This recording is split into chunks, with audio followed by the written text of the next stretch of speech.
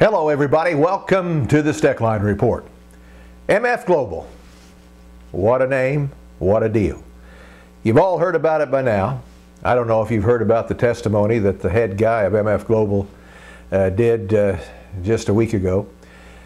The House Ag Committee subpoenaed him. He didn't show up on his own prior to that.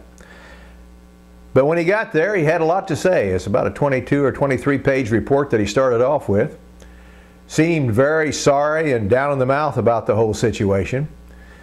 But when the questioning began, we ended up with 3 hours of testimony with very few answers that we needed to get as people who are out in the country hedging and using, like people like MF Global, handling our money. And this one's got over $2 billion tied up and a $1.2 billion shortfall.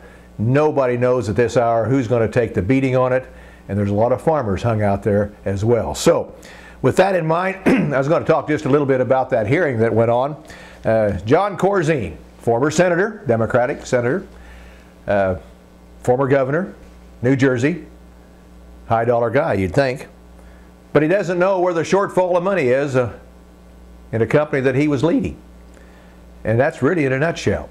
Let me get into some specifics as to what happened.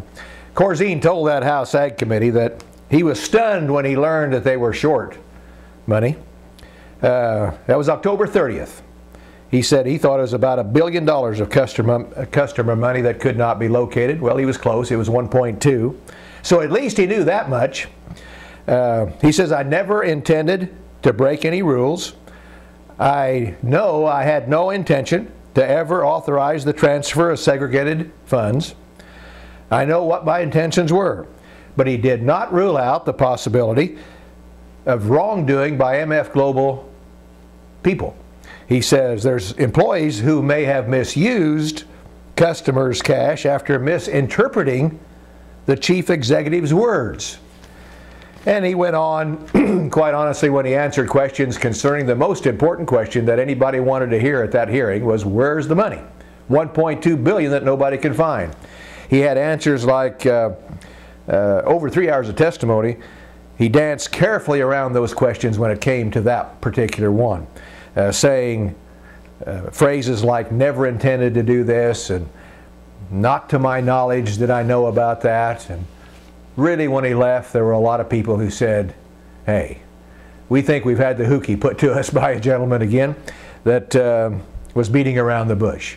If anybody, and talking from an old farm kid standpoint here, not near a senator or a governor, but back behind the barn, I'd talk to people and say, you know, the guy with this kind of credential that's running a company this large, that wakes up one day and finds he's $1.2 billion short, is one poor manager.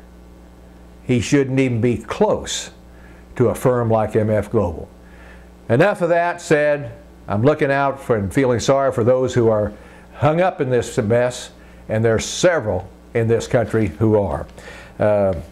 On that particular point, now comes all kinds of people talking about regulations that they're going to put into effect to stop this. We thought there were regulations there already that did not permit taking customer funds and using it for brokerage firm reasons.